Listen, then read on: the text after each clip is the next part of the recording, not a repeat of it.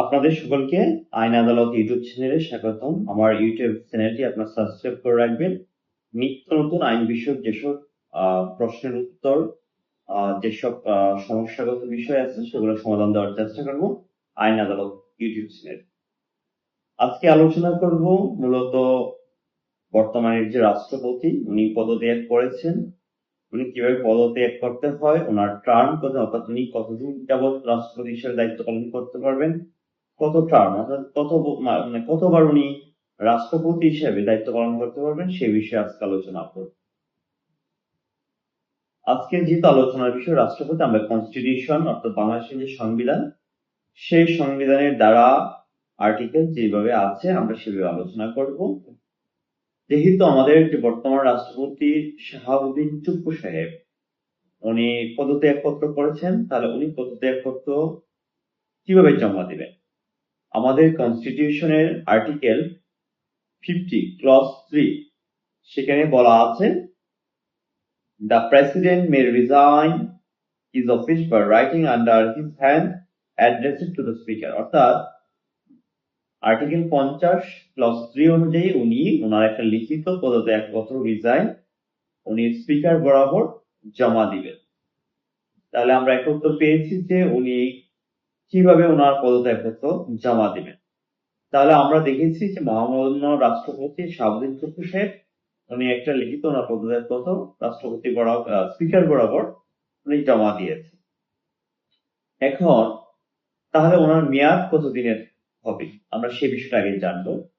সে বিষয়ে সেখানে বলছে আর্টিকেল 50 ক্লজ 1 সেখানে বলছে, subject to the provisions of this constitution the president shall hold office for a term of 5 years from the date on which he enters upon his office। অর্থাৎ উনি ওনার রাষ্ট্রপতির অফিসে যেদিন থেকে জয়েন করেছেন অর্থাৎ নিযুক্ত হয়েছেন সেদিন থেকে ওনার 5 বছর সময়কাল হবে ওনার রাষ্ট্রপতির অফিসে। তারপর বলছে প্রোভাইডেড দ্যাট, শর্ত থাকে যে notwithstanding the expiration of his term the president shall continue to hold office until his successor enters upon office। আবার বলছে যা কিছুই থাকুক না কেন শর্ত থাকে যে ওনার পরবর্তী সাকসেসর মানে ওনার পরবর্তী রাষ্ট্রপতি না আসা পর্যন্ত ওনার মেয়াদ শেষ হলেও উনি ওনার দায়িত্বে থাকবে। তাহলে আমরা দেখেছি উনি 5 বছর যেদিন থেকে উনি নিযুক্ত হবে সেদিন থেকে ওনার 5 বছর হবে ওনার টার্ম অর্থাৎ ওনার সময়। ওনার পরবর্তী সময়ে অর্থাৎ উনি যেদিন মানে 5 বছর শেষ হয়ে যাবে ওনার পরবর্তী রাষ্ট্রপতি না আসা পর্যন্ত উনি ওনার পদে বহাল থাকবেন। তাহলে আমরা দেখছি উনি ওনার পদত্যাগপত্র স্পিকার বরাবর জমা দিয়েছেন এবং পরবর্তীতে ওনার সাকসেসর অর্থাৎ স্পিকার উনি ভারপ্রাপ্ত রাষ্ট্রপতি হিসাবে নিযুক্ত হয়েছে। এখন আমরা দেখব ওনার কত টার্ম উনি রাষ্ট্রপতি হিসাবে ব্যবহার থাকতে পারবে। এই আর্টিকেল 50 ক্লজ 2 সেখানে বলা আছে, no person shall hold office as president for more than 2 terms whether or not the terms are consecutive। 2 বারের বেশি উনি রাষ্ট্রপতি হিসাবে ওনার পদে থাকতে পারবেন।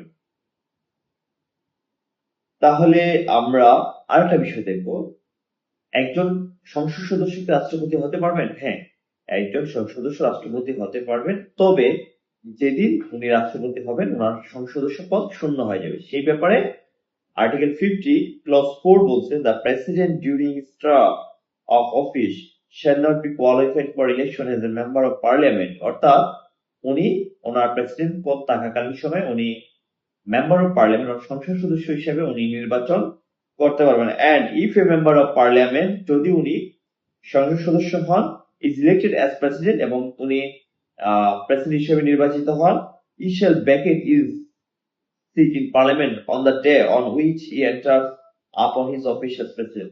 অর্থাৎ একজন সংসদ সদস্য যেদিন রাষ্ট্রপতি নির্বাচিত হবেন এবং উনি রাষ্ট্রপতি হিসেবে ওনার অফিসে যোগদান করবে সেদিন থেকে ওনার পদ শূন্য হয়ে যাবে, সেটাই বলা আছে। এখন আমরা দেখব দায় মুক্তি। একটা প্রেসিডেন্টের দায় মুক্তির বিষয় কোথায় বলা আছে? 51 অর্থাৎ প্রেসিডেন্ট ইমিউনিটি। সেখানে কি বলা আছে? আর্টিকেল 51 ক্লজ 1 সেখানে বলা আছে, without prejudice to the provision of article 52 অর্থাৎ 52 কে অক্ষুণ্ণ রেখে the president shall not be answerable in any court for anything done or omitted by him in the exercise or purported exercise of the function of his office, but this clause shall not prejudice the right of any person to take proceedings against the government. তাহলে আমরা দেখছি যে article 52 কে অর্থাৎ article 52 কে অক্ষুণ্ণ রেখে একজন রাষ্ট্রপতি ওনার বিরুদ্ধে আনিত অভিযোগের ব্যাপারে কোথাও উনি প্রশ্নের সম্মুখীন অথবা উত্তর দিতে উনি বাধ্য হবেন না, অর্থাৎ ওনার দায়িত্ব পালনকারী করার সময়। তবে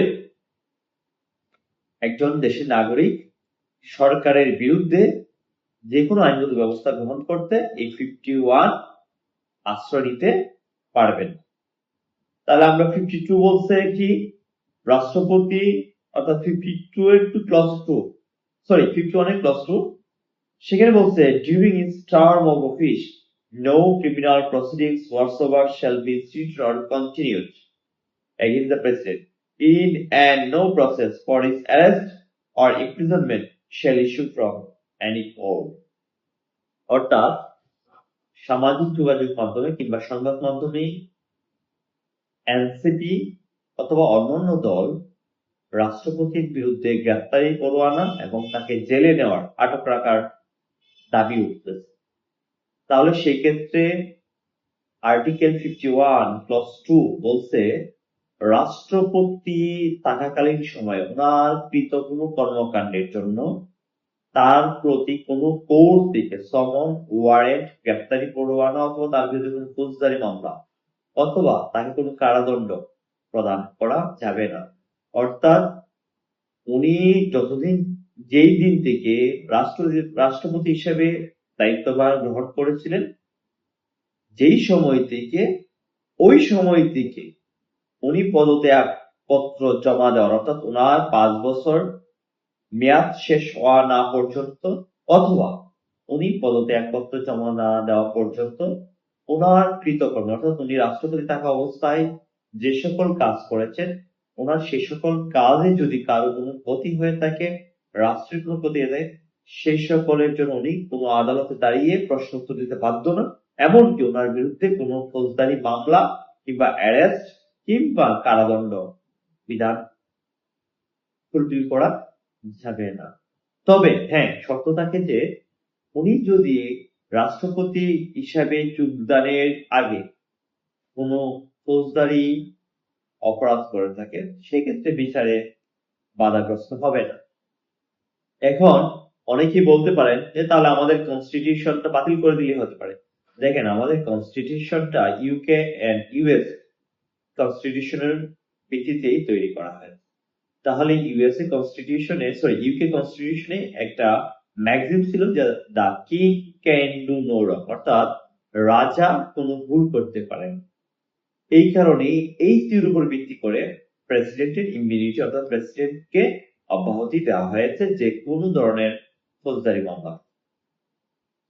তাহলে এখানে বলছে নট উইথস্ট্যান্ডিং 52 মানে 52 তে কি বলছে আমরা একটু 52 দেখবো। ক্লজ 1 সেটা দেখবো impeachment of the president. 52 clause 1 বলছে the president may be impeached on a charge of violating this constitution or of grave misconduct, prepared by a notice of motion signed by a majority of the total number of members of parliament and delivered to the speaker.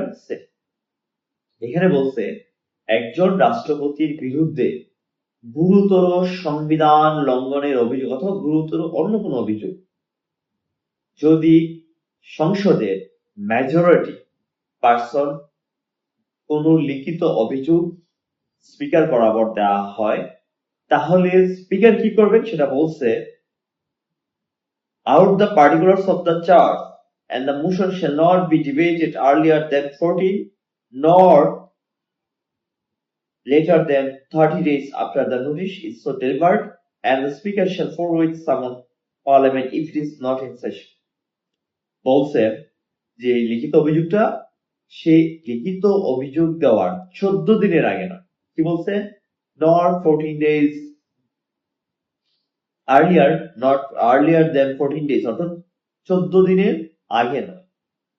nor later than 30 days, অর্থাৎ 30 দিনের পরে, অর্থাৎ 14 দিন থেকে 30 দিনের ভিতরে এই অভিযোগ নিষ্পত্তি করতে পারবে, এবং ওই সময় যদি সংসদ না থাকে তাহলে পার্লামেন্ট কার্যকর করার জন্য স্পিকার পার্লামেন্টের অধিবেশন কল করবে, এটাই বলা আছে। এবং আর্টিকেল 52 ক্লজ 2 তে বলছে the conduct of the president may be referred by parliament to any court, tribunal or body appointed or designated by parliament for the investigation of charge under this article। অর্থাৎ এই আর্টিকেলে বলছে পার্লামেন্টে এই অভিযোগ উত্থাপনের পর speaker এই অভিযোগটা তদন্ত করার জন্য কোন ট্রাইব্যুনাল অথবা কোন কোর্ট অথবা অন্য কোন সংস্থাকে দিয়ে তদন্ত করতে হবে।